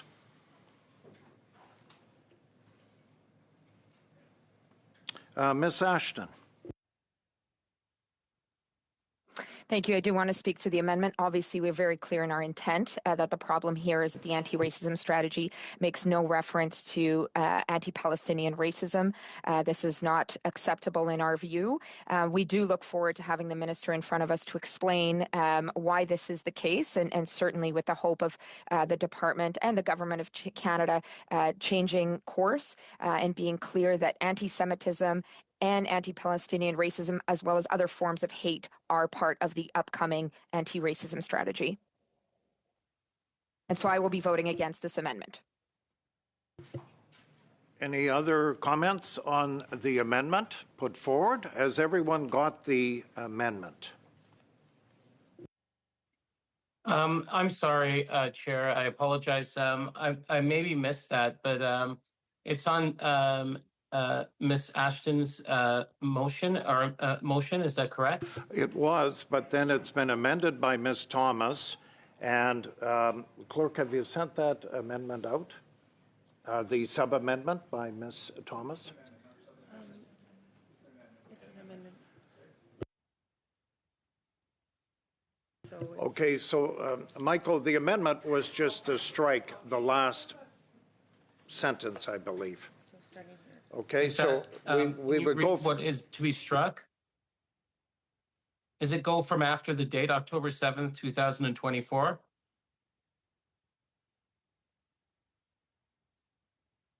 We strike it at particularly. Those 2.5 lines would be eliminated. So anti-racism strategy is the last 3 words? That's right. Okay. Can we just hold for 1 second? Can I read it over again before we go forward, Mr. Chair, just for 30 seconds? Yeah, I have other people that would wish to speak to this. Okay, then I'll yield.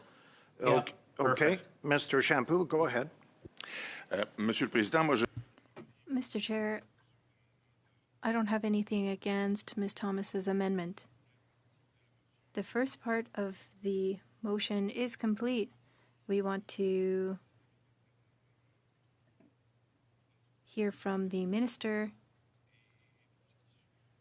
and everything that follows, everything that could be part of the discussions that we'll have when we hear from the minister. And so I would support this amendment because I find it reasonable if we want to do things quickly. And so I would support the amendment and the amended motion. Okay, Michael.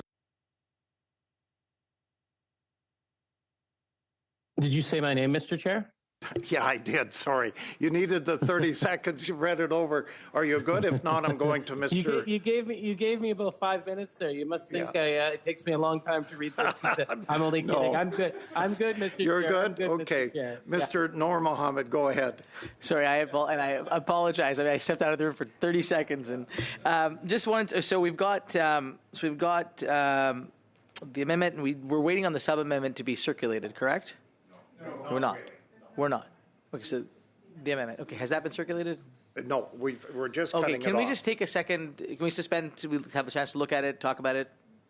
Okay, we're just eliminating the last 2.5 lines is all that we were doing. But we can suspend for, what, a minute? A minute, just to take, yeah. Okay. Thanks.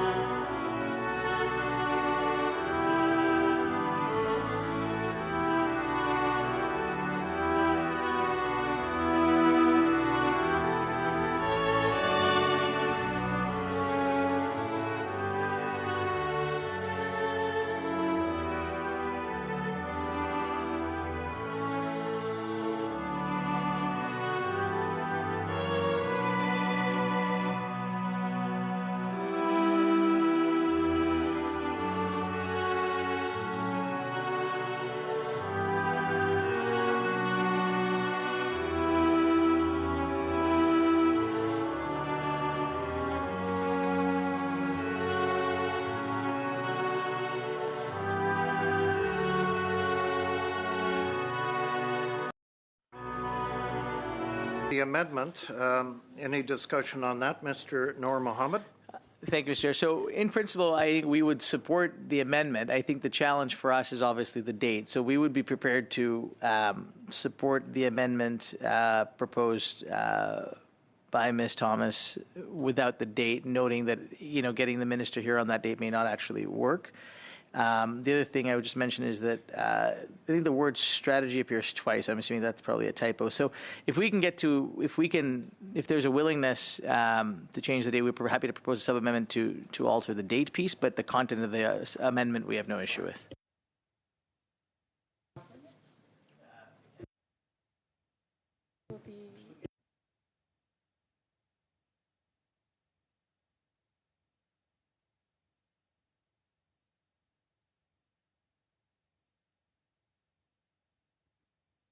Okay, so if you're changing it to June 19th, it would be a different amendment, not a sub-amendment. So, okay?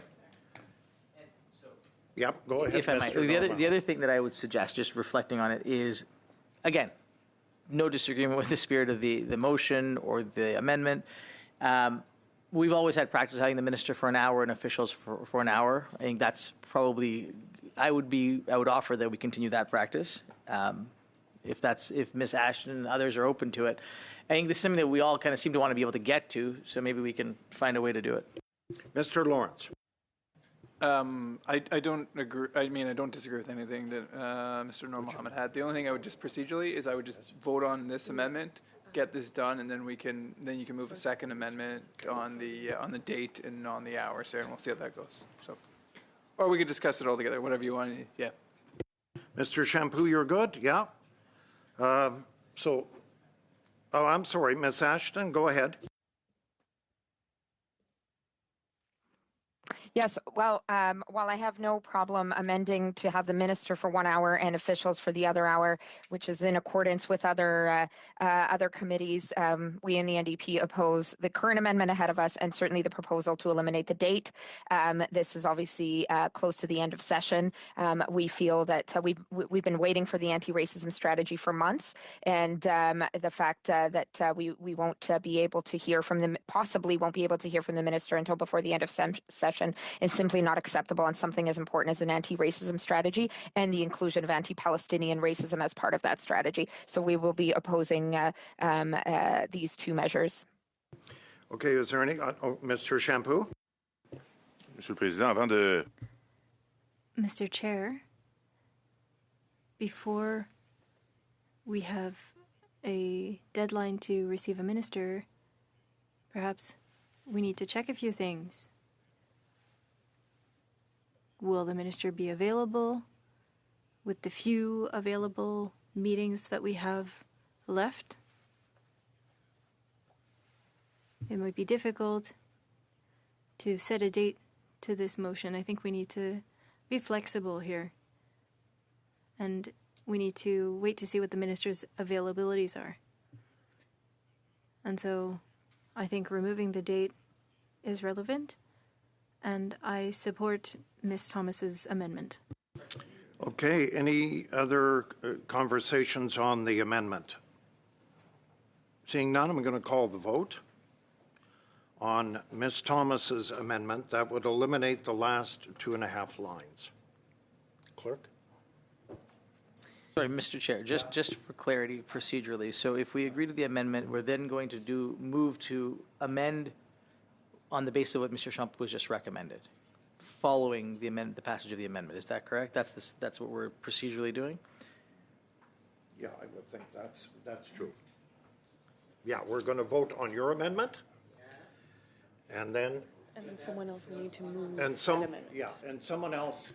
Sorry. So we're going to vote on Ms. Thomas's amendment, and then someone else would have to move the other amendment that we have just talked. That's fine. The reason I want to just make sure we're clear on this is because one of the challenges, obviously, we're going to have is that the anti-racism strategy hasn't been made public yet, and so it's hard for the minister to to comment on something that actually hasn't yet been released for us to actually have looked at. So we just need to manage that in the context of timing, but also, number of days left. So. Okay, I'm going to call the vote on the amendment by Ms. Thomas. Mr. Noor Mohammed. Yes. Mr. Koto. Oui. Ms. Gainey.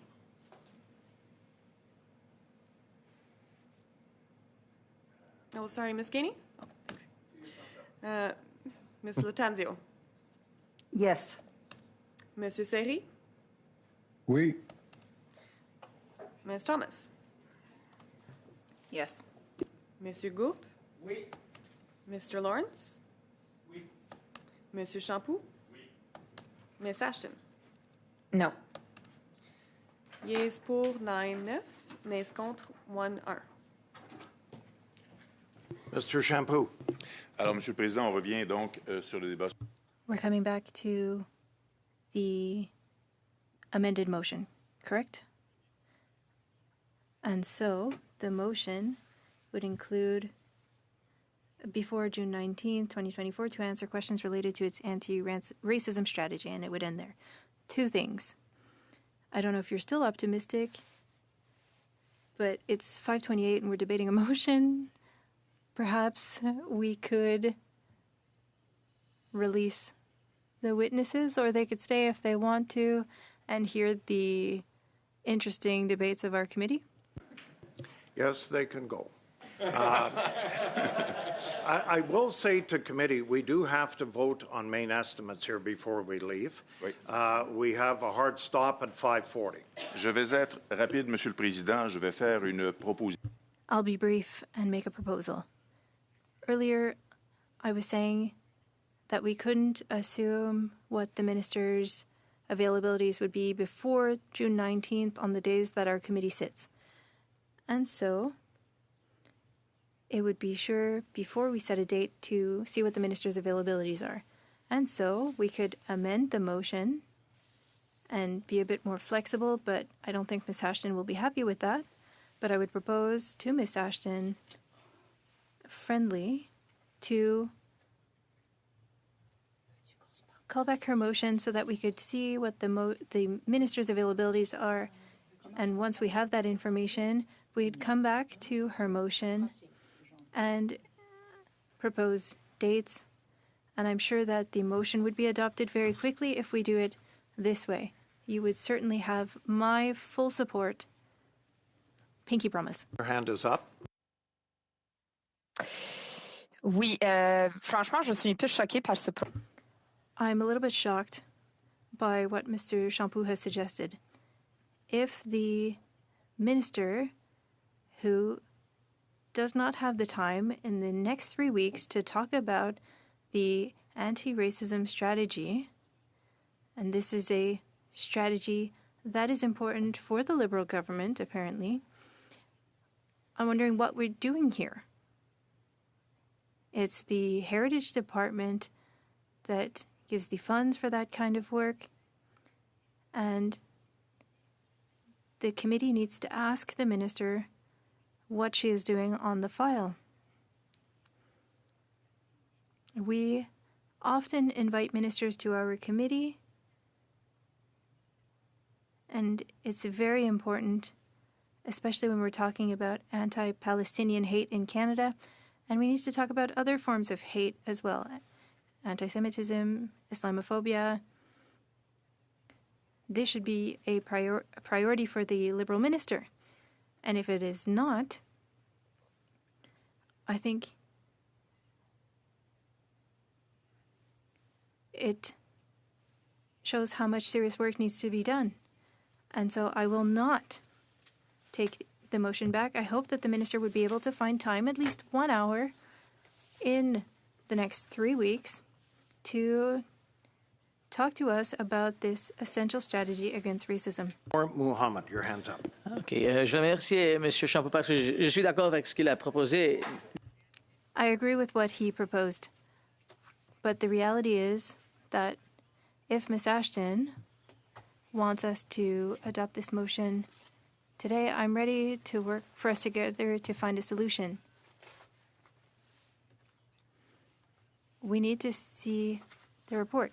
I am happy for us to pass a motion that says that the minister should appear, et cetera, as it's drafted, but to add the caveat that the minister appear once the report has been made public and or presented, right? I think that's the key here. We can, if withdrawing the motion and representing is not an option, then perhaps the motion should say everything that's been said, because I think we all absolutely agree that, the rise in anti-Semitism, the rise in Islamophobia, the rise in anti-Palestinian, these are all things that we have to address. The report's I'm assuming the strategy addresses all of that, or will speak to it.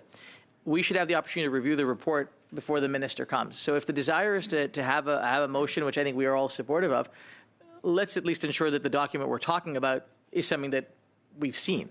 I think that seems like a reasonable thing to say. So we have two options. Either we pass a motion that says,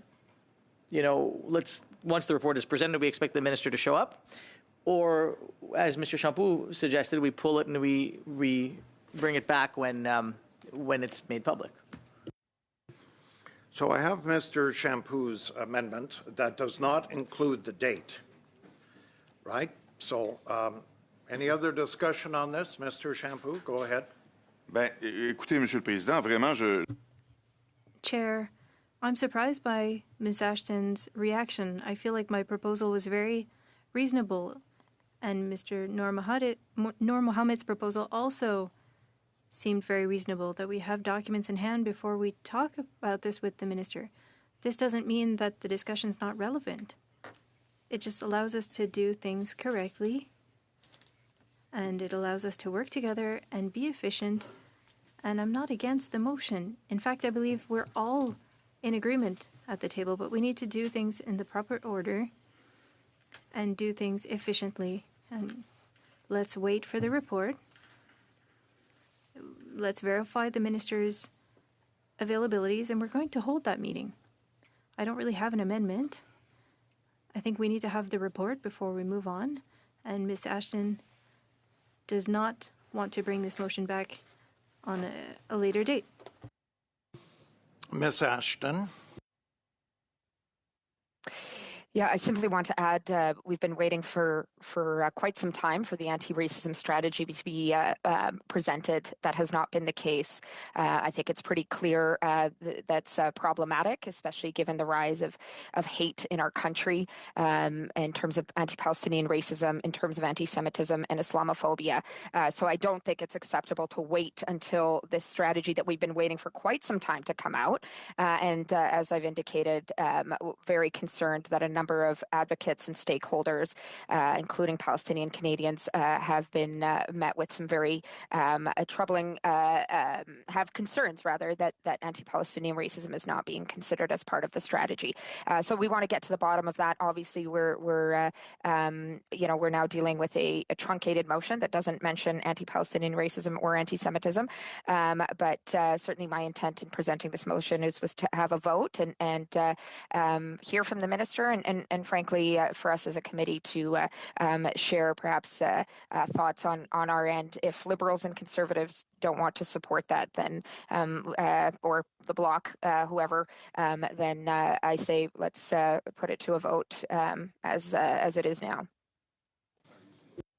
Thank you, Ms. Ashton. I'm wondering, because of time, everyone, we do need to vote on the main estimates. Can I go ahead with the vote on the main estimates? Sorry, point of order. With go ahead. Oh, with unanimous consent, yes. Yes, I need unanimous consent to vote on the estimates. Do I have that? I don't give consent, Chair. I don't. Okay. This motion is in front of us. I'd like for this to be dealt with. And I believe it's important to deal with this before we finish the legislation 316. I think we can do this in the time that we have remaining. Okay, so yeah, you could. It's up to you. We continue debate or whatever you wish. Go ahead, Mr. Koto. Sorry, I saw your hand there. Yeah, just a quick question there, Chair. Is it important that the estimates get approved today, or is there a time requirement? Just curiosity. Yeah, today's the last day, Mr. Koto. That's why I asked for it. Okay. Today is the Perfect. last day. Thank you. So in the interest of time, in the interest of the requirement to vote on estimates, my suggestion would be the following. We have Mr. Champoux' amendment on the floor. Which I understand to be the motion as amended by Ms. Thomas, including or excluding a date, noting, I think, an hour officials, hour minister. And we can vote on that, vote on the main motion, and then move on to a vote for estimates. Is that the will of the committee? I just want to make sure we're all saying the same thing. Okay, any other discussion on that? Is this the will of the committee? Ms. Thomas, you had a thought or no? There's just been no formal moving of an amendment with regards to the date or with regards to the officials. And so that would need to be formalized in order to know exactly what we're voting on. Okay, Mr. Champoux. Ma proposition, Monsieur le Président, va comme suit. And so I propose that we remove the words before June 19th, 2024. So invite the Minister of Diversity to appear for a period of 2 hours in order to respond to questions on the anti-racism strategy. Any discussion on this amendment? Seeing none, I'll call for the vote. Okay, the vote is on the amendment of Mr. Champoux. Mr. Noor Mohammed. Yes. Mr. Coteau. Yes. Ms. Gainey. Oh, sorry, Ms. Gainey. Ms. Latanzio. Oui. Monsieur Seri. Oui. Ms. Thomas. I would prefer more definition. I'm going to have to vote no. Monsieur Gourde. No. Mr. Lawrence. Nay. Mr. Champoux. Ms. Ashton. No. Yes pour 6, nays contre 4, 4. It carries. Okay. Now we're over time. So now we go back to the motion as amended.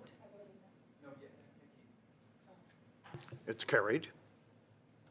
Now we go back to the motion As amended. as amended.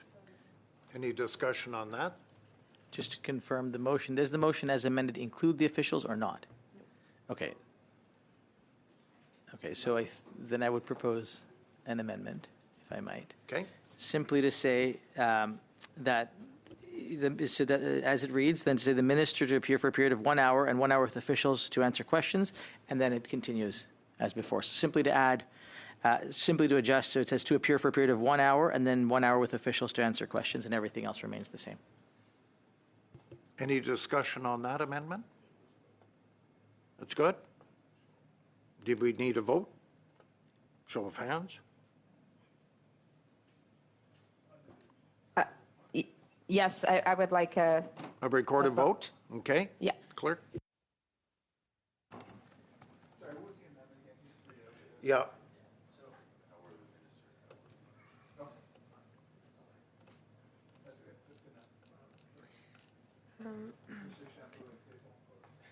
Okay, the vote is on the amendment of Mr. Noor Mohammed. Mr. Noor Mohammed.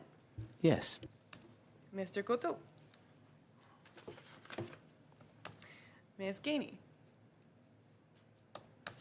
Madame Latanzio. Oui. Monsieur Seri. Oui. Ms. Thomas. No. Monsieur Gourde. Mr. Lawrence. Sorry. Mr. Lawrence? Mr. Champoux? Ms. Ashton? No. Yes pour 6, nays contre 4, 4. It carries. Now we go. The motion is amended. Okay. Now we'll have a vote on the motion as amended. And I'll ask the clerk. There's no discussion, so we'll ask the clerk, please. Mr. Noor Mohammed. Oui. Mr. Coteau. Ms. Gainey. Madame Latanzio. Oui. Monsieur Seri. Oui. Ms. Thomas? Yes. Monsieur Gourde? Oui. Mr. Lawrence? Yes. Monsieur Champoux? Oui. Ms. Ashton?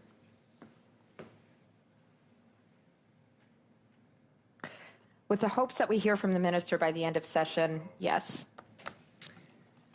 Yeas pour 10-10. Carried. If we can do the motion, Main estimates. Can I ask if we can finish up the main estimates very quickly? Okay. Do I have unanimous consent to vote on the main estimates in one motion? Okay.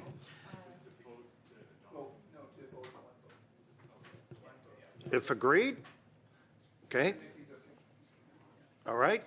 So shall vote 1 under Canada Council for the Arts, votes 1, 5, 10 under Canadian Broadcasting Corporation, vote 1 under Canadian Museum for Human Rights, vote 1 under Canadian Museum of History, vote 1 under Canadian Museum of Immigration and Pier 21, vote 1 under Canadian Museum of Nature, vote 1 under Canadian Race Relations Foundation, vote 1 under Canadian Radio, Television and Communications Commission, vote 1 and 5 under Department of Canadian Heritage, vote 1 and 5 under Library and Archives of Canada, vote 1 under National Arts Centre Corporation, vote 1 under National Film Board, votes 1 and 5 under National Gallery of Canada, vote 1 under National Museum of Science and Technology, vote 1 under Telefilm Canada, and vote 1 under the National Battlefields Commission, carry. Shall I report the main estimates of 2024-25 to the House? so shall it carry? Oh, yeah. Shall it carry? Shall it carry? Sorry. Shall it carry? Yeah. Shall it carry? That. Yes. Yes? Okay. On division. And shall I report the main estimates 2024-25 to the House? Good?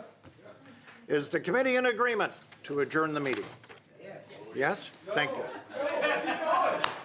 Good. Is that good? Yes, perfect. Yeah, we're good. Thank you.